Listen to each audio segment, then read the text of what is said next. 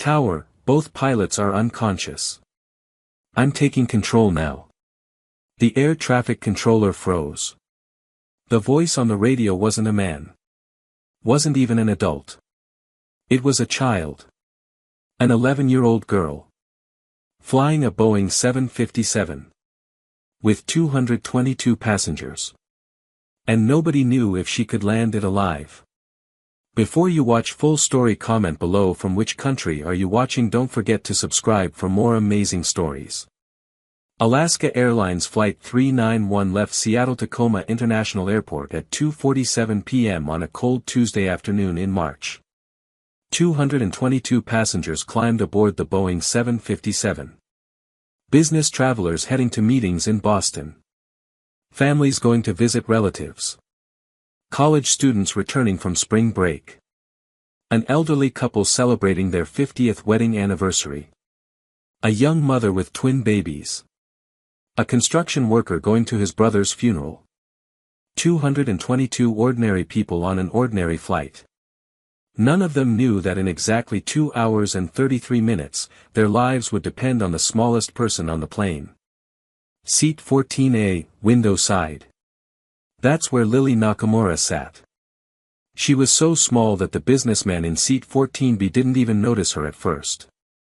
When he finally glanced over, he saw a tiny girl, maybe 4'6", 70 pounds if you soaked her in water first. She wore a faded purple hoodie 3 sizes too big, with a patch sewn crookedly on the sleeve that said, Nakamura Aerobatics. Her jeans had grass stains on the knees. Her sneakers were held together with duct tape. Her black hair was chopped short and messy, like she'd cut it herself with kitchen scissors. She had a purple backpack shoved under the seat in front of her. It was covered in hand-drawn pictures of airplanes, sketched in ballpoint pen, surprisingly detailed for a kid. The businessman went back to his laptop. Just another unaccompanied minor. Probably going to visit divorced parents or something. Not his business. He didn't know that this strange, silent little girl had been counting the minutes since takeoff. He didn't know she'd flown over 280 hours in the last 3 years. He didn't know that she could identify every sound the Boeing 757 made, the hydraulic whine, the air conditioning hum, the subtle change in engine pitch during climb. He didn't know that she was 11 years old and she could fly better than most adults. And he definitely didn't know that in 2 hours, when both pilots collapsed and 222 people started screaming, this tiny girl in the purple hoodie would stand up, walk to the cockpit, and become the only thing standing between everyone on this plane and death. But that part comes later. Right now, Lily just pressed her forehead against the cold window and stared at the clouds below. She hated being a passenger. The flight attendant who checked Lily's paperwork was named Rachel Chen. She was 28, had been flying for Alaska Airlines for 4 years, and she was good at spotting which unaccompanied minors would be trouble. This one seemed fine. Quiet. Sad, maybe, but not the crying type. Not the type who'd need constant attention. First time flying alone? Rachel had asked with her best friendly flight attendant smile. Lily had just nodded. Rachel didn't push. Some kids didn't like to talk. Well, if you need anything, just press the call button, okay? We'll take good care of you. Another nod. Rachel moved on. She had 220 other passengers to worry about. She didn't look closely at the patch on Lily's hoodie. Didn't recognize the name Nakamura. Didn't know that 3 years ago, Captain Yuki Firebird Nakamura had been the most famous aerobatic pilot in North America. Didn't know that Yuki had died in a crash at the Reno Air Races while her 8-year-old daughter watched from the crowd. Didn't know that the little girl in seat 14A hadn't spoken to anyone except her uncle for nearly a year after that. Didn't know that this quiet, sad child had learned to fly because it was the only way to feel close to her dead mother. Nobody on Flight 391 knew any of that. They were all just trying to get to Boston. Lily watched the Cascade Mountains slide past below. Snow-covered peaks. Frozen lakes. Forests that looked like green carpet from 35,000 feet. She hated this trip. Her grandmother was dying. Cancer. Stage 4. Maybe 3 weeks left, the doctor said. She wanted to see Lily one last time before the end. Uncle Jack had been the one to tell her. They'd been in the hangar, working on the old Piper Pawnee's engine, their hands covered in grease. Your grandmother called, Jack had said quietly. She's not doing well, Sparrow. She wants to see you. Lily had kept working on the engine. I don't want to go. I know. I want to stay here. With you. With the planes. I know, kiddo. But she's family. She loves you. And when she's gone. Jack had put down his wrench and looked at his niece. When she's gone, you'll regret not saying goodbye. Trust me on this. Lily had been silent for a long time. Then, in a voice so small Jack barely heard it, what if I can't come back? What do you mean? What if they find out? About the flying? What if they take me away and put me in a city and make me go to school and I can't ever fly again? Jack had pulled her into a hug. Nobody's taking you anywhere, Sparrow. I promise. You go to Boston, you say goodbye to your grandmother, and you come right back here. 3 days. That's all. But Lily had been terrified the whole way to the airport. Terrified on the drive. Terrified going through security. Terrified climbing onto this huge commercial jet where she couldn't touch the controls, couldn't feel the aircraft, couldn't do anything except sit and wait. She belonged in the sky. But not like this. Not as cargo. In the cockpit of Flight 391, Captain Marcus Webb was having a good day. He was 52, had been flying for Alaska Airlines for 19 years, had logged over 15,000 hours. This was a routine flight. Seattle to Boston. 5 hours, maybe less with the tailwind they were getting. Easy. His first officer was David Park, 34, newer to the 757 but competent. Good guy. They'd flown together before. Weather looks clear all the way to Boston, David said, checking the screens. Should be smooth. Let's hope so, Marcus said. I've got my daughter's birthday dinner tonight. If we're late, my wife will kill me. They both laughed. The autopilot was handling the flight. They were cruising at 35,000 feet, everything normal. The air conditioning hummed. The instruments glowed softly. Outside the cockpit windows, the sky was endless blue. Marcus rubbed his eyes. He felt a little tired. Maybe he was getting a headache. Nothing serious. You feeling okay? David asked. Yeah, just a little. I don't know. Warm, maybe. Yeah, me too.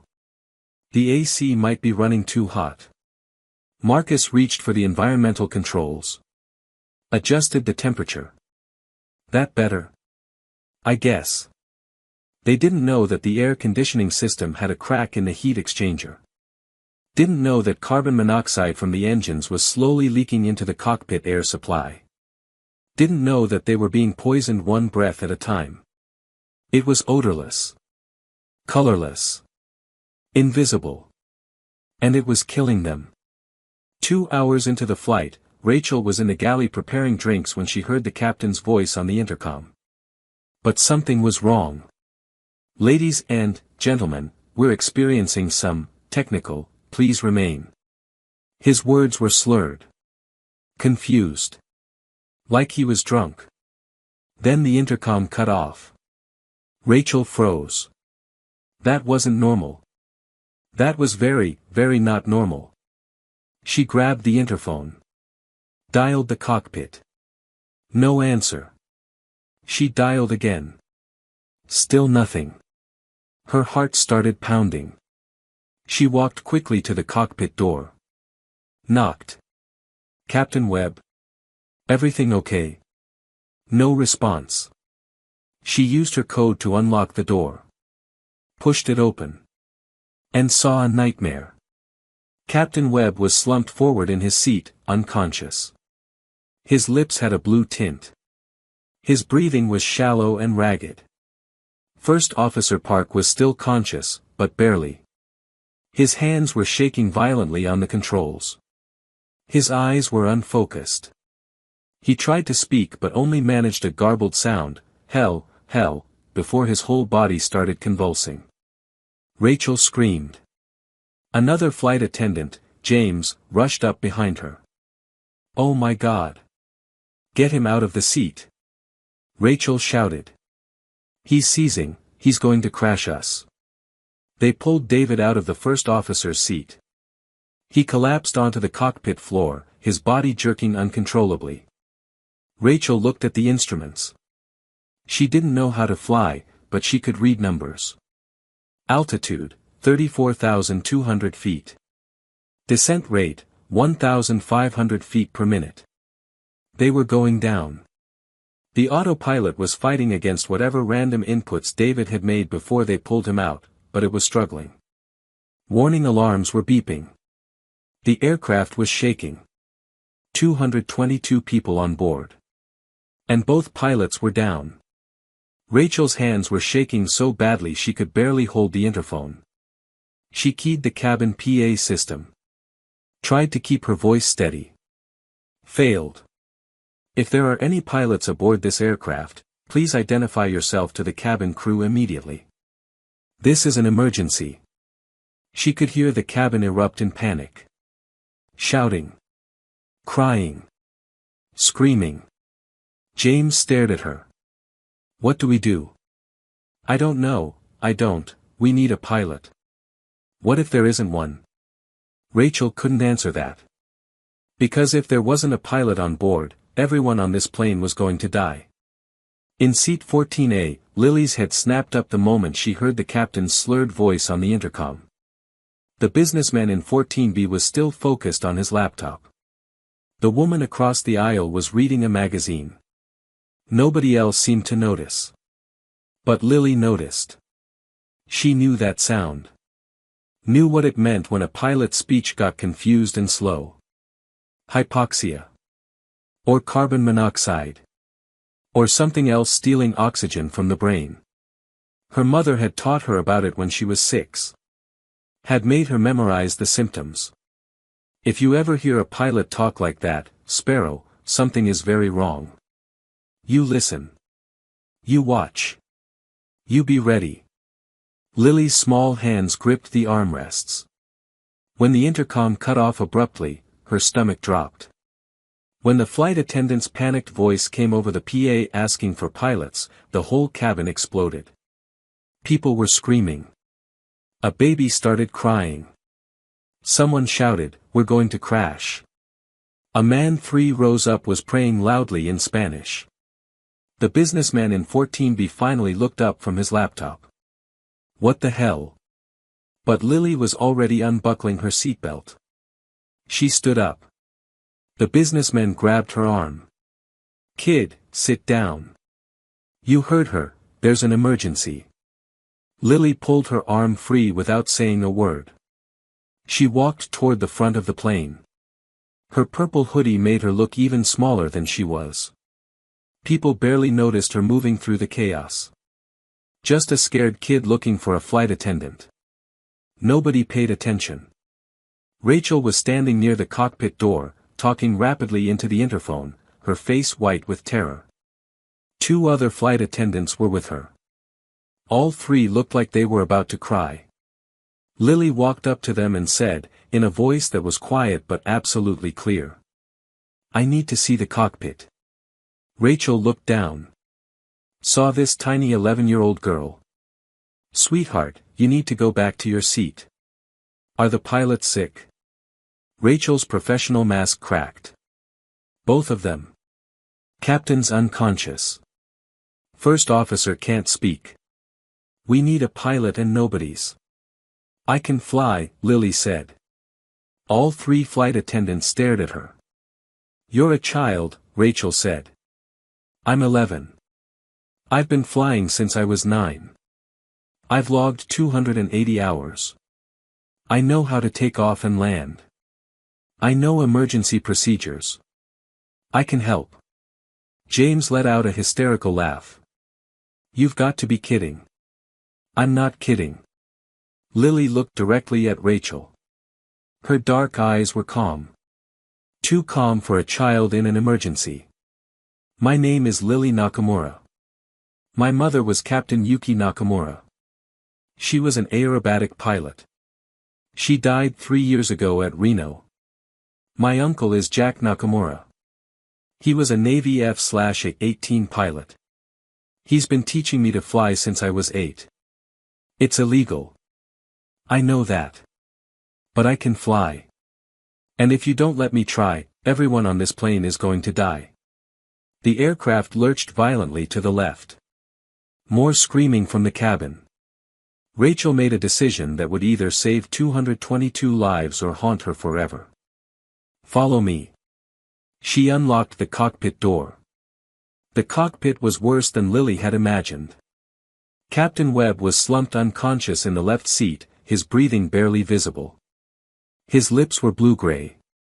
First Officer Park was on the floor behind the seats, still seizing, foam at the corners of his mouth. The instrument panel was lit up like a Christmas tree. Red warnings. Yellow cautions. Altitude alerts screaming. Descent rate, 2,000 feet per minute now. Altitude, 31,400 feet. They'd lost almost 4,000 feet since the pilots collapsed. The autopilot was fighting to hold the aircraft steady, but it was losing. Lily stepped into the cockpit and her child's brain wanted to freeze in terror. But her pilot's brain, the part that Uncle Jack had trained for 3 years, took over. First priority, stabilize the aircraft. She was so small that climbing into the captain's seat was like climbing onto a throne.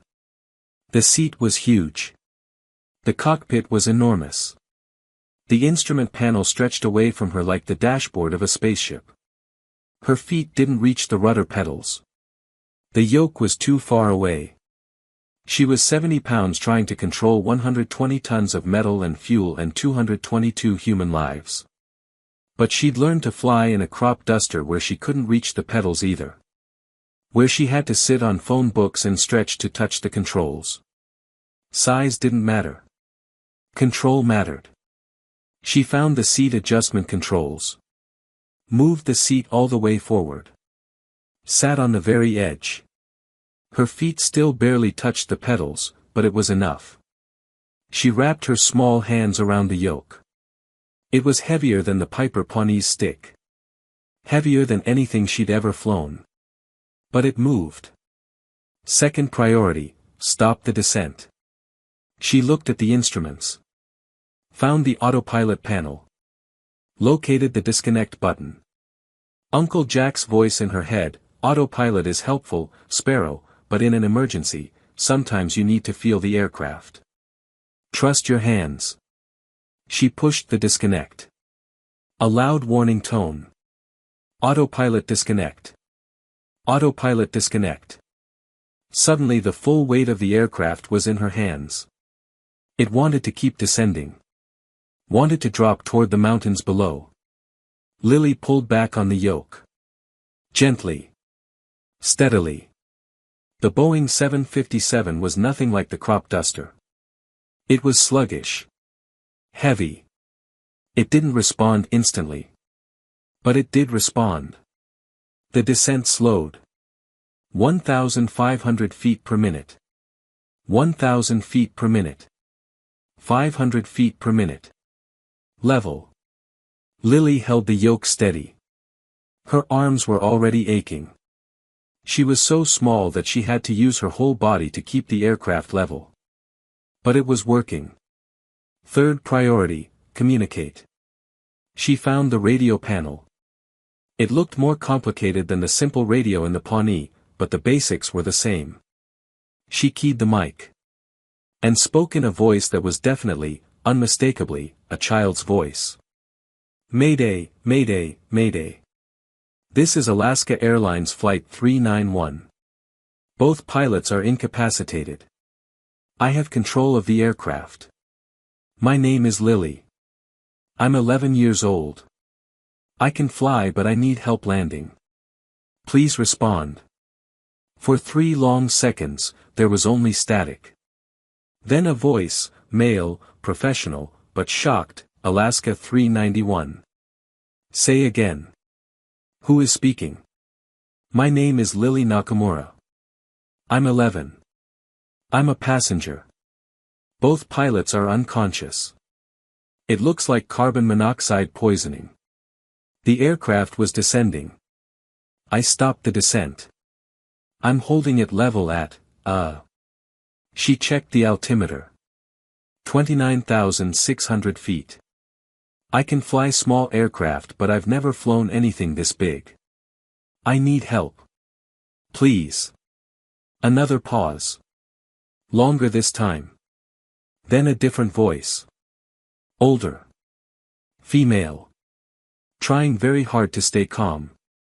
Lily, this is Denver Air Route Traffic Control Center. My name is Controller Davis. Did you just say an 11-year-old child is flying Alaska 391? Yes, ma'am. How do you know how to fly? My uncle taught me. He was a Navy pilot. I've been flying since I was 9. I've logged 280 hours in a Piper Pawnee crop duster. I know basic flight controls and emergency procedures. But I don't know this aircraft's systems. I don't know how to land something this big. Can you help me? Lily could hear voices in the background at Denver Center. People talking urgently. Someone saying, "Get me Alaska Airlines on the line now." Then Controller Davis came back, "Lily, yes, we're going to help you. Can you tell me what you see on the instrument panel in front of you?" Lily described what she saw. As she talked, she could hear the shock and disbelief in the controller's voice. Because this was impossible. An 11-year-old child flying a Boeing 757 with 222 people on board. But it was happening. Within 5 minutes of Lily's transmission, the entire aviation world erupted. Denver Center patched her radio frequency to every relevant authority. Alaska Airlines Operations Center in Seattle.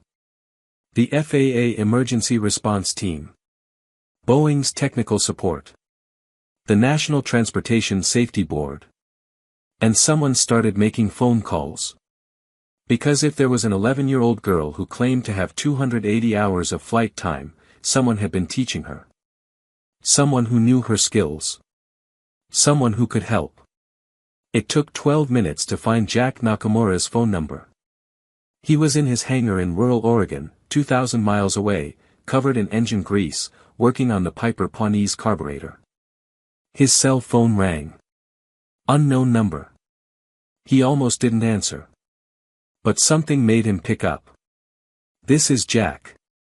Mr. Nakamura, this is Tom Harrison with the FAA. Is your niece Lily on Alaska Airlines Flight 391 from Seattle to Boston?" Jack's blood went cold. "Yes." "Why? What happened?" "Sir, both pilots on that flight have been incapacitated. Your niece has taken control of the aircraft. She identified herself as a pilot with 280 hours of flight time. Can you confirm this?" The wrench Jack was holding clattered to the concrete floor. "Oh my God. Mr. Nakamura, we need to know, has she really been flying?" "Yes." Jack's voice was shaking. "I've been teaching her. For 3 years. It's illegal. I know that. I don't care. She needed it after her mother died.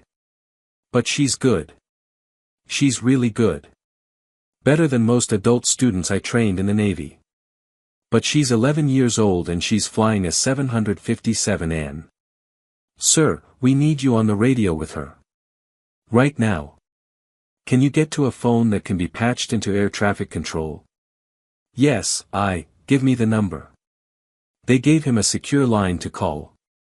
Jack ran to his office phone, dialing with shaking hands. 2 minutes later, he was on an open line to Denver Center.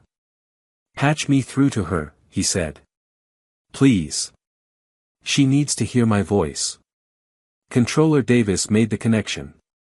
Alaska 391, I have someone who wants to talk to you. Go ahead. Then a voice Lily knew better than any other. Sparrow, this is Uncle Jack. Do you copy? Lily's eyes filled with tears instantly.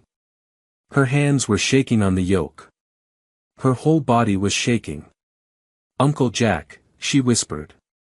I'm so scared. There's so many people.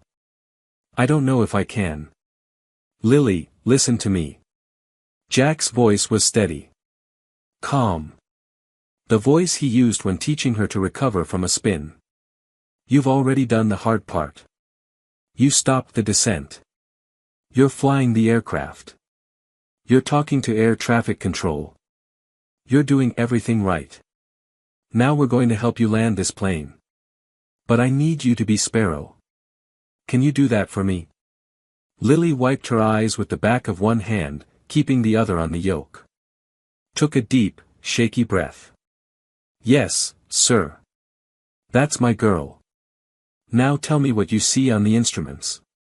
Lily started describing the panel in front of her.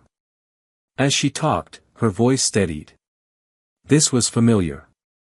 This was what she and Uncle Jack did every day. Looking at instruments.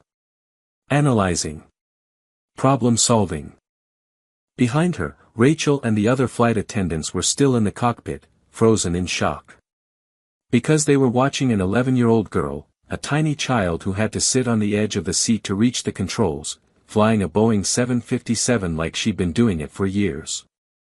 At Alaska Airlines headquarters in Seattle, every available training captain was pulled into the Emergency Operations Center. Captain Sarah Mendez, one of their most senior 757 instructor pilots, was in a meeting when someone burst in. Sarah, we need you. Now. We have a situation. 2 minutes later, she was staring at a screen showing Flight 391's data. Both pilots incapacitated, the operations manager said. Passenger took over.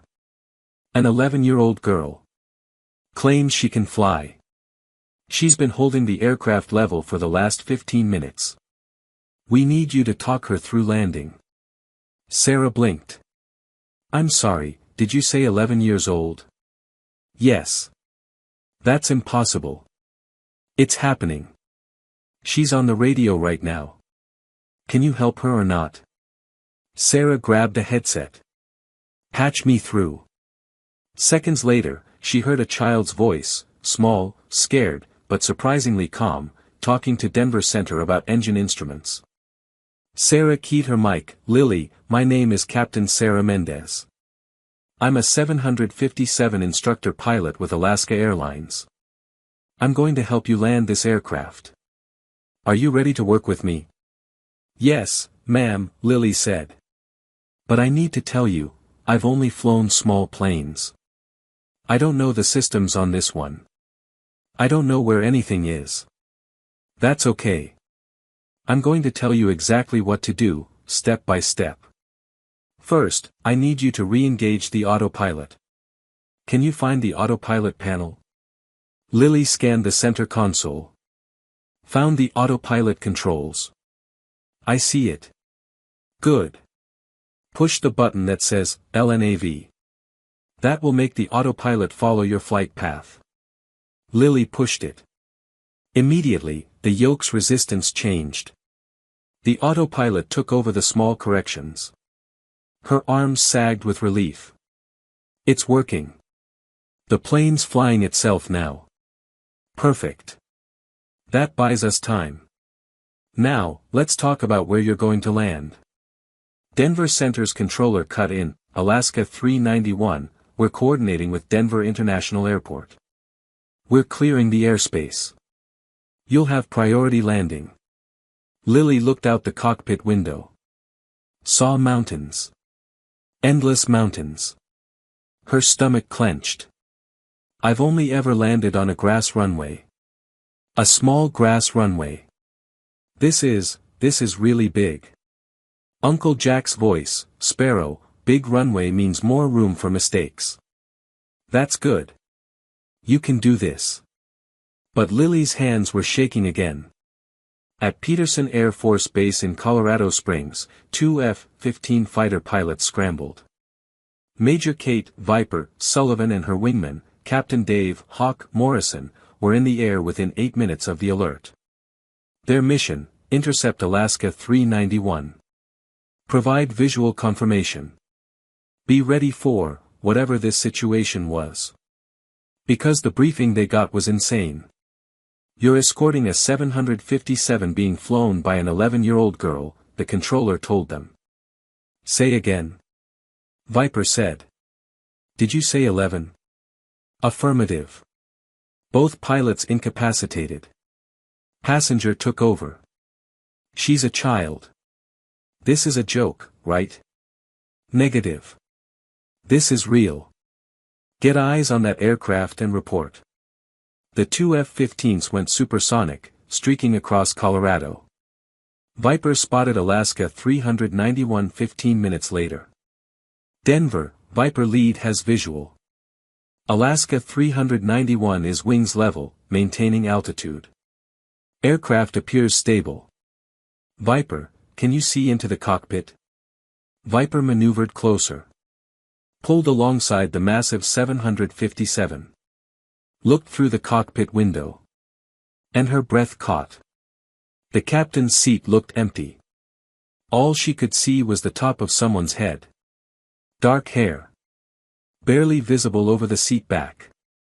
Denver, this is Viper lead. I have visual on the pilot position. I can confirm there is someone in the captain's seat, but they're very small. All I can see is the top of their head. Viper, that's an 11-year-old girl. Viper had flown combat missions in Iraq. Had landed on carrier decks in storms. Had done things that would terrify most people. But this made her stomach drop. Say again, Denver. You're telling me a child is flying that 757? Affirmative. How is that possible? We don't know. But she's doing it. And she's doing it well. Stay with her. Report any changes. Viper flew alongside Flight 391, watching. The 757 was rock steady. Perfectly level.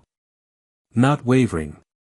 Whoever was flying it, child or not, knew what they were doing. Inside the cockpit, Lily was learning the Boeing 7571 system at a time. Captain Mendez talked her through each panel. The navigation display is in front of you. It shows your flight path. See the magenta line? Lily found it. Yes. That's your route. The autopilot is following it. Good. Now, let's talk about fuel. Find the fuel gauges. Lily scanned the overhead panel. Found the fuel indicators. I see them. What do they show? Left tank says 8,400. Right tank says 8,600. Units say, pounds. Good. That's pounds of fuel. You have plenty to reach Denver. Now let's prepare for descent. For the next 30 minutes, Captain Mendez taught Lily the basics of the 757. How to use the autopilot to descend. How to extend flaps. How to adjust thrust. How to configure the aircraft for landing. Lily listened carefully. Asked questions. Followed instructions exactly. Uncle Jack stayed on the line the whole time, providing encouragement. You're doing great, Sparrow. Remember to stay ahead of the aircraft. Breathe. You've got this. Behind Lily, Rachel watched in stunned silence. This tiny child, this little girl in a purple hoodie, was actually doing it. Learning to fly a Boeing 757 in real time. Saving 222 people. Rachel thought about the passengers in the cabin. They still didn't know. The crew had told them there was a situation with the pilots and that a qualified individual has taken control. They didn't say it was an 11-year-old. If they knew, there would be mass panic. So Rachel kept the secret. And watched this impossible little girl perform miracles. 1 hour after Lily took control, Denver Center gave her the approach plan. Alaska 391, you're currently 120 miles northwest of Denver International Airport. We're going to vector you for a straight-in approach to runway 34 right. It's 16,000 feet long, 2 miles of runway. Plenty of room. Lily's hands tightened on the yoke. Okay. We're also clearing all other traffic. You'll be the only aircraft in Denver airspace. Every emergency vehicle in the city will be standing by. You'll have fire trucks, ambulances, everything you need. Lily swallowed hard. What if I crash? Controller Davis's voice was gentle. You're not going to crash, Lily. We're going to help you. Captain Mendez is going to help you. Your uncle is going to help you. And you're going to land this plane safely. Do you believe that? Lily wanted to say yes. Wanted to feel confident. But she was 11 years old and terrified. I don't know, she whispered. Uncle Jack cut in, Sparrow, look at me. I mean it, look out your window. Lily looked.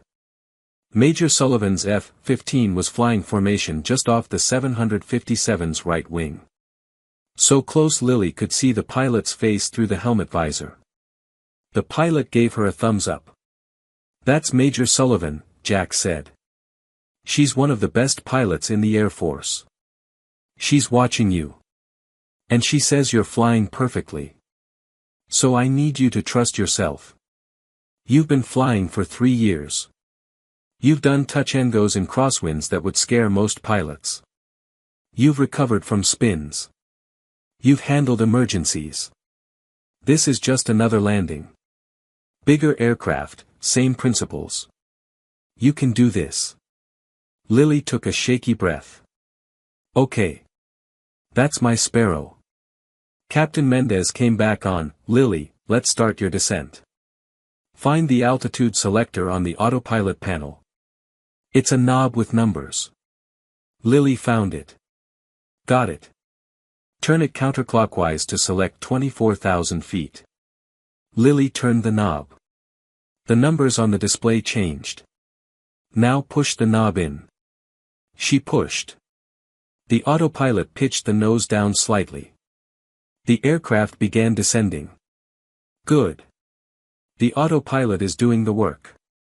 You just need to monitor. Watch your descent rate. It should be between 1,500 and 2,000 feet per minute. Lily watched the vertical speed indicator. It says 1,800. Perfect. You're doing perfect, Lily. The Rocky Mountains loomed ahead. Snow-covered peaks reaching toward the sky. Some of them were above 14,000 feet, higher than Lily had ever flown. She'd flown over mountains before in the Piper Pawnee. Uncle Jack had taught her mountain flying, the updrafts, the downdrafts, the way wind behaved around peaks. But this was different. This was a massive commercial jet carrying 222 people. One mistake and they'd slam into a mountainside. Lily's breathing got faster. Lily, talk to me, Uncle Jack said. What are you thinking? The mountains, Lily said. They're really close. What's your altitude? 27,000 feet. And the highest peak below you? Lily looked at the navigation display. Found the terrain awareness system. It says 14,200. So you have almost 13,000 feet of clearance. You're fine. The autopilot knows where the mountains are. It's going to keep you safe. Just trust the system. But what if? No what ifs, Sparrow. You've got this. Lily forced herself to breathe slowly. In through the nose. Out through the mouth. The way Uncle Jack had taught her to calm down before a difficult landing. The aircraft descended smoothly through 26,000 feet. 25,000 feet. 24,000 feet. The mountains passed below, their peaks sharp and white and deadly. But the 757 flew over them easily. Lily started to relax. Just a little. In the passenger cabin, people were starting to realize something was very wrong. They'd been told there was an issue with the pilots. That a qualified person had taken over. That they were going to land in Denver instead of continuing to Boston. But it had been over an hour. And they could see the mountains outside. And some people were smart enough to know that mountains meant danger. A woman in row 22 started crying. "We're going to die. I know it. We're going to crash."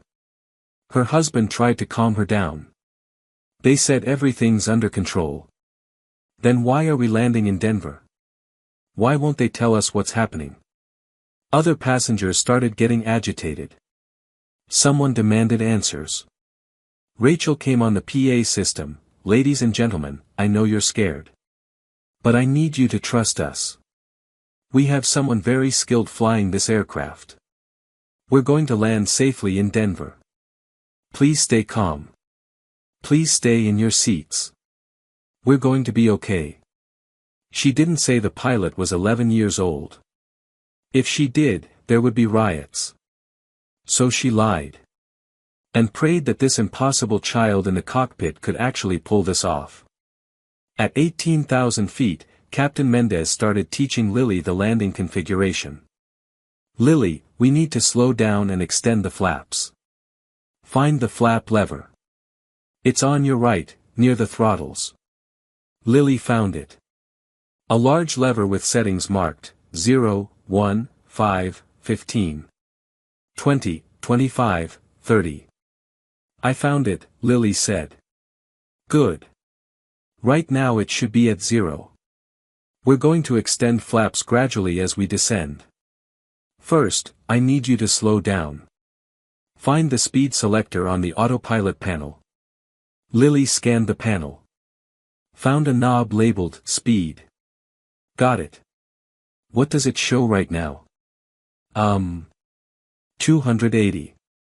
"That's 280 knots, your current speed. Turn it counterclockwise to select 250 knots. Lily turned the knob. The number changed to 250. "Now push it in." She pushed. The engine's pitch changed. The aircraft began slowing. Perfect. "Now, when your speed reaches 250, move the flap lever to position 1. Lily watched the speed indicator drop. 270 knots. 260, 255. 250. She moved the flap lever to 1. A mechanical sound, hydraulics moving. She felt a slight vibration through the airframe. "Flaps are moving," Captain Mendez confirmed, watching the data feed at Alaska Airlines headquarters. "Good. Now we wait for the speed to stabilize, then we'll extend more flaps as we get lower." Uncle Jack's voice, "How are you feeling, Sparrow?" "Scared," Lily admitted. "My arms hurt from holding the yoke earlier. And my legs are shaking. That's adrenaline. It's normal. But you're through the hardest part. The autopilot is doing most of the work now. You're just managing it. You've got this." Major Sullivan's voice came over the radio. She'd been cleared to speak directly to Lily. "Hey, Lily, this is Major Sullivan in the F-15 on your right. I've been flying for 15 years, and I've got to say, you're doing better than half the pilots I've trained. Keep it up, kid." Despite her fear, Lily felt a tiny spark of pride. At 12,000 feet, Denver came into view. The city sprawled across the plains east of the mountains. And there, Lily could see it, Denver International Airport. Even from this distance, it looked enormous. 6 runways. Massive terminals. Nothing like the tiny grass strip she was used to. Her stomach clenched again. "I see the airport," she said quietly. "Good," Controller Davis said. "We're going to start turning you toward runway 34 right. The autopilot will do the turn. Just monitor." The 757 began a gentle turn to the right. Lily watched the runway grow larger in the distance. So much concrete. So much space. At Uncle Jack's airfield, the runway was 2,000 feet of grass. She could see both ends at the same time. This runway was 16,000 feet. 2 miles. She couldn't even see the far end. "Lily, I need you to extend flaps to position 5, Captain Mendez said. Lily moved the lever. More hydraulic sounds. The aircraft slowed further. Now reduce speed to 210 knots. Lily adjusted the speed selector. Step by step, Captain Mendez walked her through the approach configuration. Flaps to 15. Speed to 180 knots. Landing gear down. When Lily moved the gear lever, there was a loud mechanical sound, thunk thunk thunk, as 3 massive landing gear assemblies extended below the aircraft. 3 green lights appeared on the panel. Gear down and locked, Captain Mendez confirmed. You're configured for landing. Now we start the final approach. At 5,000 feet, Lily could see everything. The runway stretched out ahead, a long strip of concrete lined with lights. Emergency vehicles were everywhere.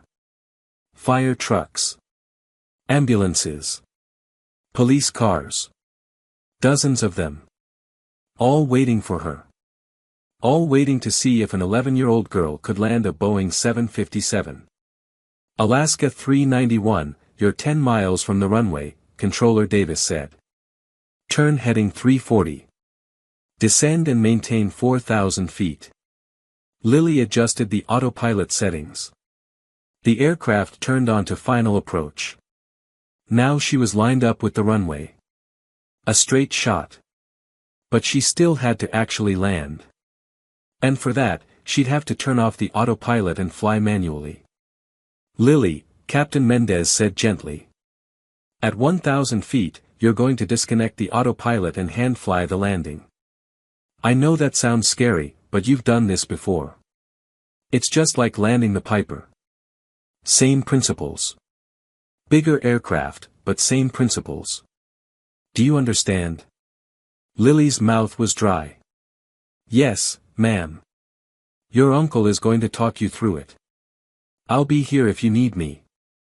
But this is between you and him now. Uncle Jack came on, Sparrow, listen to me. You've landed the Pawnee hundreds of times. You know what a good landing looks like. You know the sight picture.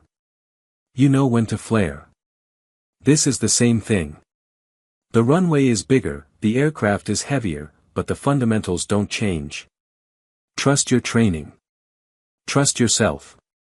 I'm right here with you. Lily's hands were shaking so badly she had to grip the edge of the seat to steady them. 8 miles from the runway. 6,000 feet altitude. She could see people on the ground. Tiny figures watching. 7 miles. 5,000 feet. The runway was getting closer. Bigger. 6 miles. 4,000 feet. Alaska 391, you're cleared to land runway 34 right, Controller Davis said. Wind is 320 at 8 knots. You've got this, Lily. 5 miles. 3,000 feet. Lily extended flaps to 25. The aircraft slowed to 160 knots. 4 miles. 2,000 feet. Flaps to 30, full landing configuration. Speed 145 knots.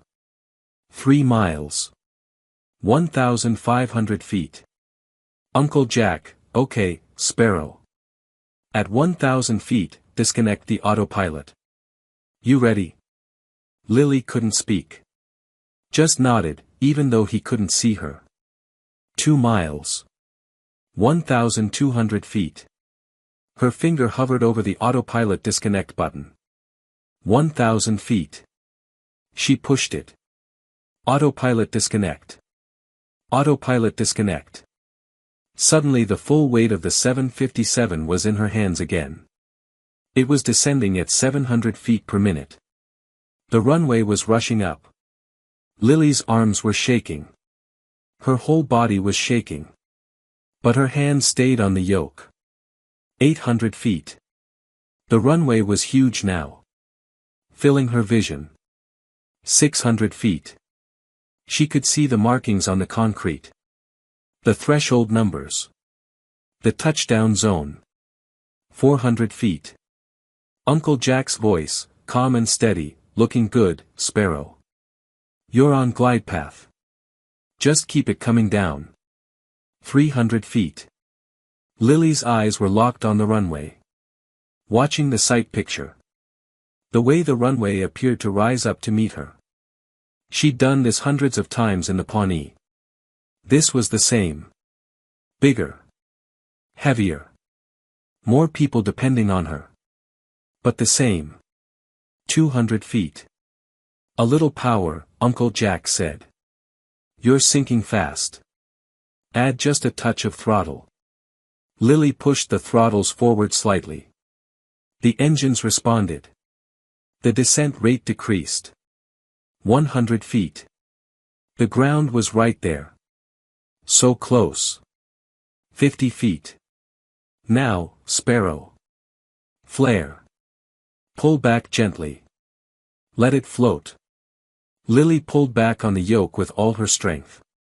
The nose came up. The 757's descent slowed. 30 feet. 20 feet. 10 feet. The main landing gear touched the runway. Not perfectly smooth, there was a slight bounce, but it held. The nose gear came down. Lily slammed the throttles to idle and pulled the thrust reverser levers. The engines roared, reversing thrust, slowing the massive aircraft. She pressed on the brakes, gently at first, then harder. The 757 slowed. 80 knots. 60 knots. 40 knots. 20 knots. Stop. 222 people. Alive. The cockpit was silent for a moment. Then Uncle Jack's voice, thick with emotion, "You did it, Sparrow. You did it." And Lily started crying. The moment the aircraft came to a stop, the emergency vehicles surrounded it. Fire trucks. Ambulances. Airport police. News helicopters overhead. Inside the cockpit, Lily sat in the captain's seat, her small hands still gripping the yoke, tears streaming down her face. Rachel rushed forward and wrapped her arms around the tiny girl. Lily. Oh my God. Lily, you saved us. You saved everyone. Lily couldn't speak. Could only cry. Behind them, paramedics rushed in to help Captain Webb and First Officer Park. Both men were still unconscious, both needed immediate medical attention. Carbon monoxide poisoning, one of the paramedics said. They're lucky to be alive. Another 10 minutes and they'd be dead. Rachel held Lily tighter. If this little girl hadn't taken over when she did, everyone would have died. Outside, airport officials were trying to figure out what to do. The passengers still didn't know who had landed the plane. When the aircraft door opened and the stairs were rolled up, people started filing out, shaken, scared, but alive. A CNN news crew was already there, cameras rolling. Can you tell us what happened? A reporter asked a businessman stepping off the plane. I don't know, he said. They told us there was a problem with the pilots. That someone else landed the plane.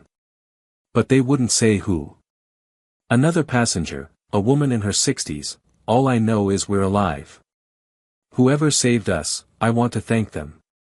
Then Lily appeared at the top of the stairs. She was so small that at first, people thought she was a child being escorted off by crew. But then someone realized, she was coming from the cockpit. The CNN reporter saw her. Did a double take. Is that a child? Lily walked down the stairs slowly, her legs shaking. At the bottom, she was met by airport officials, FAA investigators, and paramedics. Are you Lily Nakamura? An FAA official asked. She nodded. You flew this aircraft? Another nod. How old are you? 11, Lily whispered. The CNN reporter heard it. Her eyes went wide. Did she just say 11? Within seconds, the story was everywhere. Breaking, 11-year-old girl lands Boeing 757 after both pilots collapse. Child pilot saves 222 lives in miracle landing. Youngest pilot in history performs emergency landing. The passengers, now learning who had saved them, reacted with shock and tears. The businessman from seat 14B, the one who'd barely noticed Lily during the flight, fell to his knees when he saw her. You, he said. You were the kid sitting next to me. You saved us. Lily nodded. He started crying. I have 2 daughters your age. You saved my life. You saved everyone. How can I ever thank you? Lily didn't know what to say. A young mother pushed through the crowd, holding twin babies. She knelt in front of Lily. My babies, she said, tears streaming down her face. You saved my babies. You're a hero. You're an angel. Lily shook her head. I just did what my mom would have done. More passengers surrounded her. Thanking her. Crying. Trying to hug her. It was overwhelming. Rachel finally stepped in. Okay, everyone, please give Lily some space. She's been through a lot. She needs to rest. They led Lily to a quiet room inside the terminal. Paramedics checked her over. She was physically fine, just exhausted and emotionally drained. An FAA investigator sat down with her gently. Lily, we need to ask you some questions. Is that okay? She nodded. You said your uncle taught you to fly. Is that correct? Yes, sir. Uncle Jack. He's a former Navy pilot. And he taught you illegally? Lily looked down. Yes, sir. I know it was against the law. But, after my mom died, flying was the only thing that made me feel better. Uncle Jack knew that. So he taught me. We knew it was illegal. We didn't care. The investigator wrote notes. How many hours have you flown? 280. All in a Piper Pawnee crop duster. And you've never flown a Boeing 757 before? No, sir. Never even been in the cockpit of one until today. The investigator sat back. Lily, do you understand what you did today? She shook her head. You saved 222 people. You performed a landing that many professional pilots couldn't do. You stayed calm under pressure that would break most adults. You're a hero. Lily's eyes filled with tears again. I was so scared. I know. But you did it anyway. That's what makes you a hero. 3 hours later, a charter plane landed at Denver International. Jack Nakamura stepped off, his face pale with worry. He'd flown from Oregon as fast as he could. His hands had been shaking the entire flight. When he entered the terminal and saw Lily sitting in a chair, wrapped in a blanket, his legs almost gave out. Lily. She looked up. Saw him. And ran. Jack dropped to his knees and caught her as she crashed into him. He hugged her so hard she could barely breathe. I'm sorry, Uncle Jack, she sobbed into his shoulder. I broke our secret. Everyone knows now. They're going to take me away. Shoo, no. Nobody's taking you anywhere. You're safe. You're here. You're alive. But I flew illegally. You saved 222 people. You're a hero, Sparrow. I'm so proud of you. Lily cried into his shoulder for a long time. When she finally calmed down, Jack pulled back and looked at her. Tell me everything. From the beginning. So Lily told him. About hearing the captain's slurred voice. About walking to the cockpit. About climbing into the captain's seat. About the descent, the approach, the landing. Jack listened, his eyes wide with amazement. "You hand flew the final approach?" he asked. "Yes, sir. The autopilot got me to 1,000 feet, but I landed it manually. In a 757. That you'd never flown before. Captain Mendez helped. And you helped. I couldn't have done it without you." Jack pulled her into another hug. "You did it, Sparrow. You really did it." The FAA investigation began immediately. Technically, Jack Nakamura had committed multiple federal violations. Operating an aircraft without proper certification. Allowing an unqualified person to act as pilot in command. Failing to report illegal flight operations. Each violation carried potential prison time. But the situation was complicated. Because that unqualified person had just saved 222 lives. The media coverage was overwhelming. Every news channel ran the story.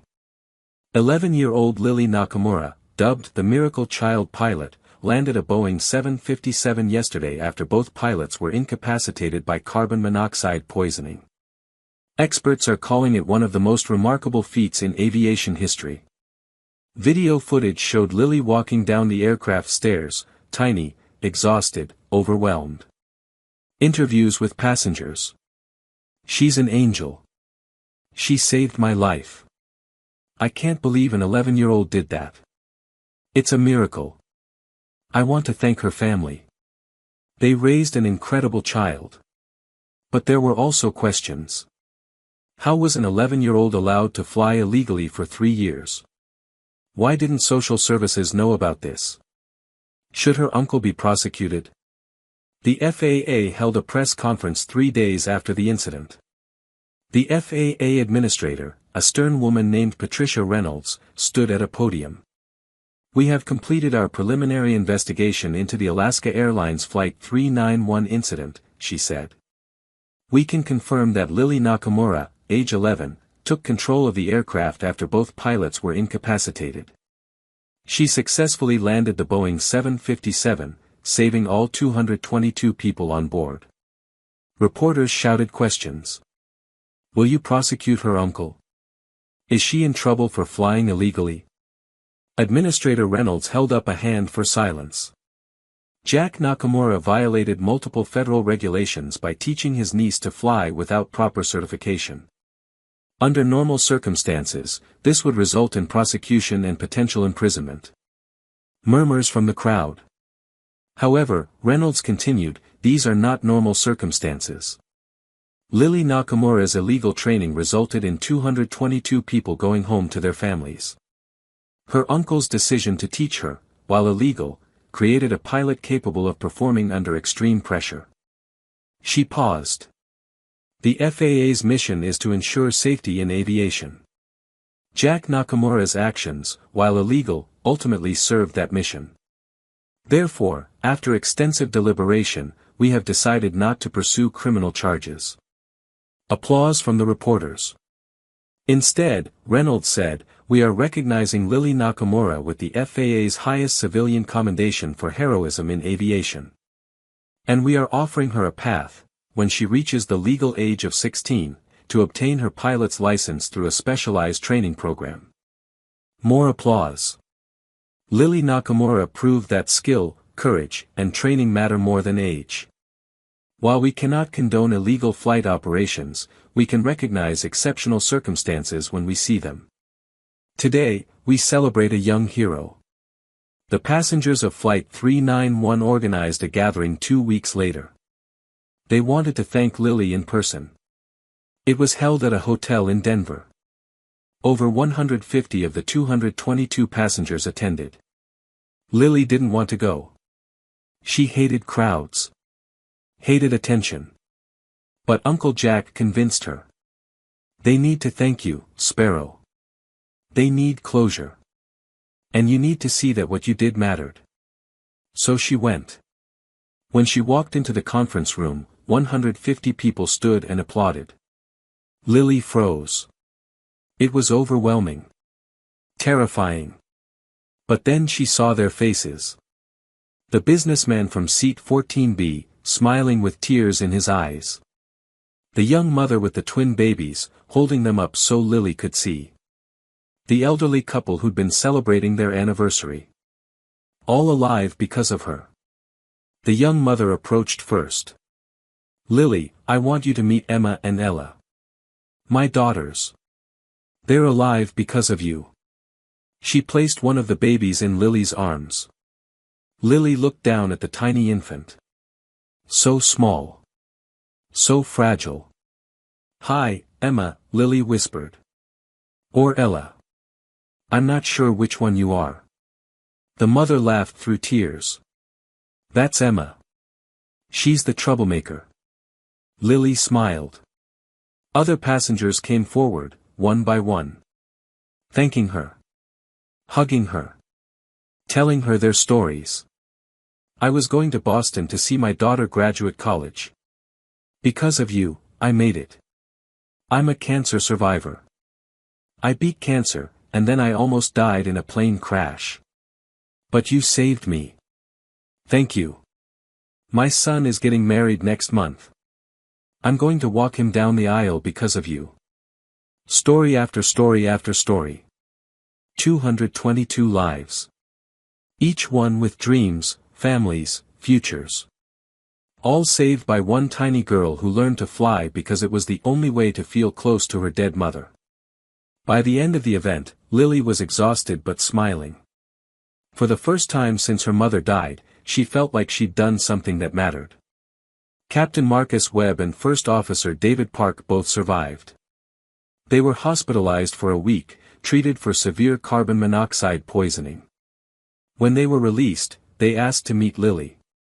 The meeting was arranged at Alaska Airlines headquarters. Lily was nervous. These were the pilots. Real pilots. Professionals. What would they think of her? Captain Webb walked in first. He looked tired, but alive. He saw Lily and stopped. This tiny child had flown his aircraft. Had saved his life. He knelt down to her level. Lily, I'm Captain Webb. I want to thank you for saving my life. Lily looked down. I'm sorry I had to take over your plane. Webb laughed, a surprised, genuine laugh. Sorry. Lily, you're a hero. You did something incredible. I've been flying for 30 years, and I don't know if I could have done what you did. Really? Really? You landed a 757 that you'd never flown before, in an emergency situation, with no training on that aircraft. That's extraordinary. First Officer Park came in next. He also knelt down. Lily, thank you. I have 2 kids at home. I'm going to see them again because of you. Lily felt tears forming. I was really scared. I'm sure you were, Webb said gently. But you did it anyway. That's courage. That's what makes a great pilot. He reached into his bag and pulled out something. Captain's wings. The small metal pin that airline captains wear on their uniforms.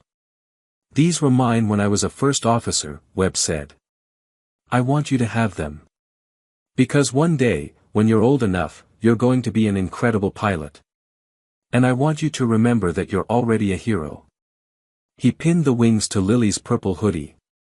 Lily touched them gently. Started crying.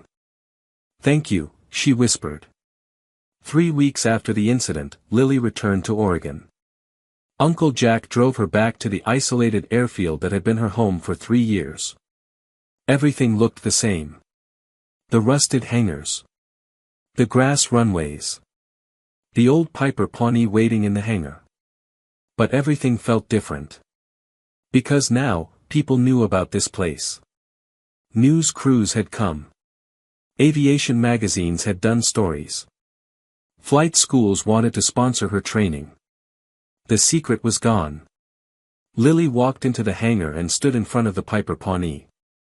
This old, beat-up crop duster had taught her everything. She ran her hand along the wing. "Thank you," she said quietly. Uncle Jack stood in the doorway. "You okay, Sparrow?" "I don't know. Everything's different now." "Yeah. It is. Are you mad at me? For telling everyone?" Jack walked over and put his hand on her shoulder. "Mad? Lily, you saved 222 people. I could never be mad at you for that. I'm proud of you. But now everyone knows we were flying illegally. And nobody cares. Because what we did, teaching you to fly, saved lives. Sometimes the rules need to be broken for the right reasons." Lily looked up at him. "Can I still fly? Here, I mean. Can we still fly together?" Jack smiled. "The FAA actually contacted me about that. They're allowing me to continue teaching you, under supervision now. An FAA inspector will check on us monthly. But yeah, we can keep flying." Lily's face lit up. "Really? Really? In fact." Jack walked to his office and came back with a folder. "I've been talking to some people. There's a program for young pilots. When you turn 16, you can start official training for your private pilot license. And some airlines have said they want to sponsor your training all the way through commercial certification. So I can really be a pilot? Like, for real?" "Yeah, Sparrow. You can be a pilot for real." Lily threw her arms around him. "Thank you, Uncle Jack. For everything. For teaching me.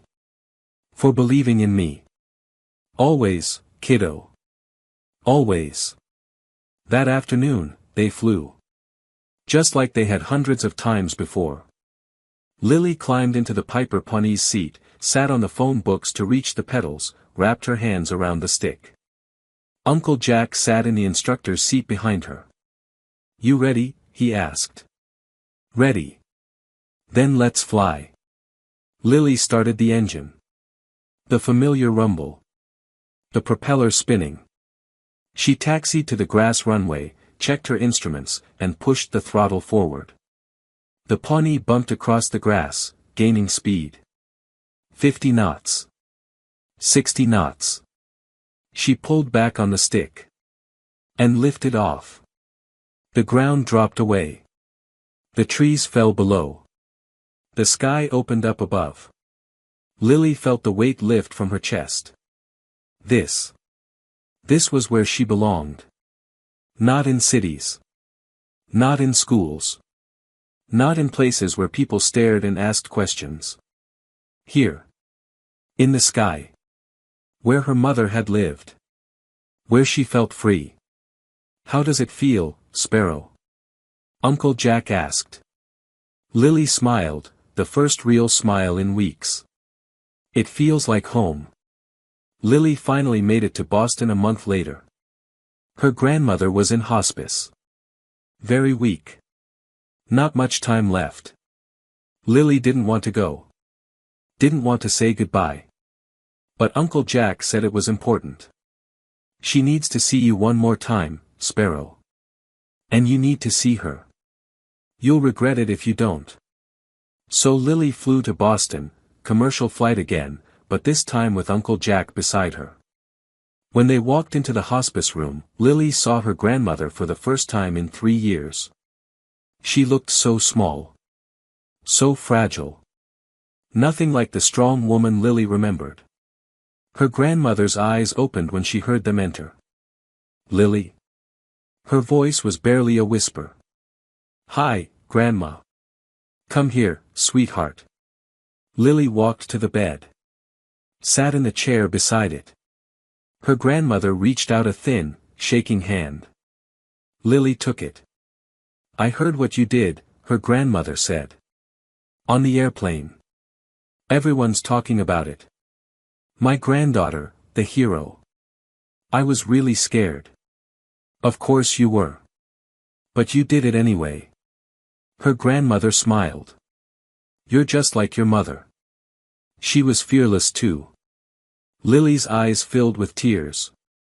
I miss her so much. I know, sweetheart. I miss her too.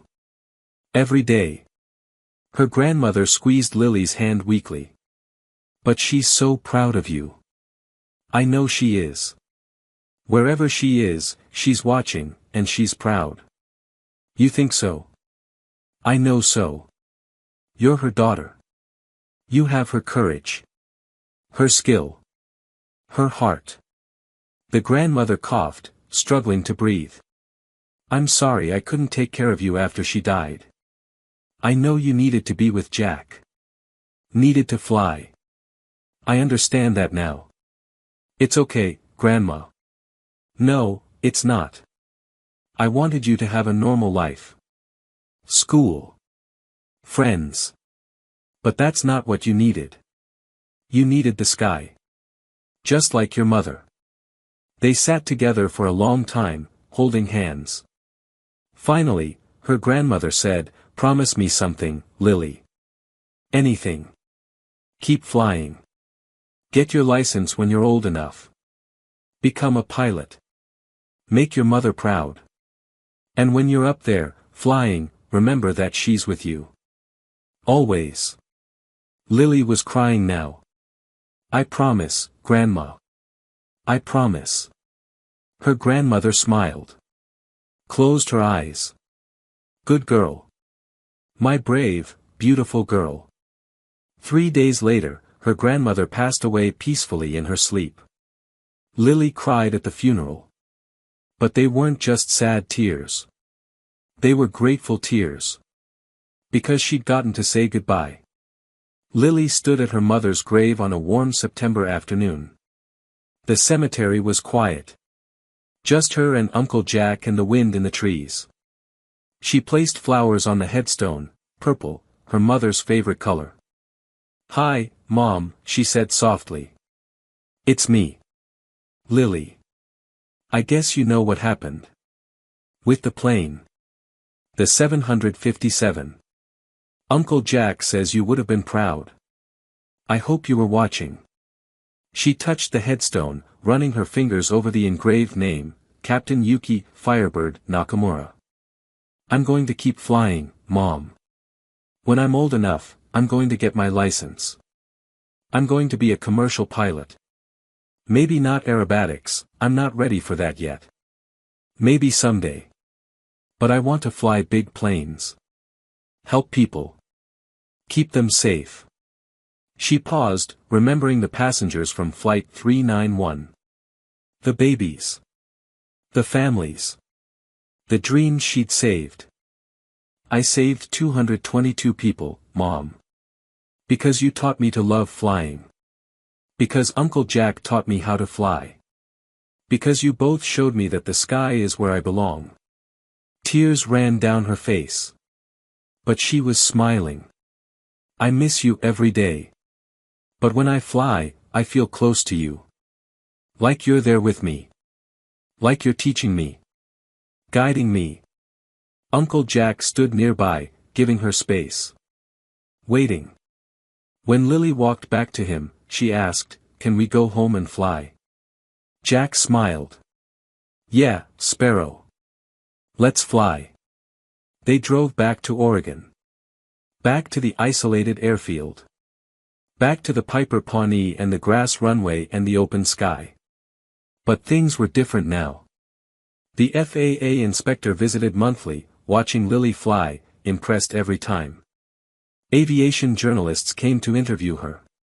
Flight schools offered scholarships. A documentary crew was filming her story. She'd been featured on the cover of Aviation Week. Other young people, kids who dreamed of flying, wrote her letters. "You're my hero. Because of you, I'm going to become a pilot. You showed me that age doesn't matter if you have skill and courage." Lily read every letter. Answered as many as she could. Because she understood what it was like to feel lost. To feel like you didn't belong anywhere. And if her story could help someone else find their wings, it was worth it. That afternoon, they flew the Pawnee together one more time. But this time was different. Because waiting at the airfield was a surprise. A brand new Cessna 172. Donated by a pilot who'd been inspired by Lily's story. "It's yours," Uncle Jack said. "For training. So you can learn on a more modern aircraft." Lily stared at it. "Mine?" "Yours." "Well, technically mine, since you can't own an aircraft yet. But you'll fly it. Train in it. And when you turn 16 and get your license, it'll be registered in your name." Lily walked around the Cessna, touching the wing, looking in the cockpit. It was beautiful. Clean. Modern. Everything the old Pawnee wasn't. But she turned back to the Piper Pawnee. "Can we still fly the Pawnee sometimes?" she asked. "Always," Jack said. "The Pawnee is where you learned. It'll always be special." Lily smiled. They flew the Pawnee first, for old time's sake. Took off from the grass runway, climbed into the Oregon sky, and did what they always did. Touch and goes. Stalls. Turns. The basics. But also joy. Freedom. Connection. Because flying wasn't just about getting from one place to another. It was about being where you belonged. And Lily belonged in the sky. As the sun set that evening, painting the sky orange and pink and purple, Lily sat on the wing of the Piper Pawnee. Uncle Jack sat beside her. They didn't talk. Just watched the sunset together. And Lily felt her mother's presence. Not as grief anymore. But as wings. Lifting her up. Keeping her safe.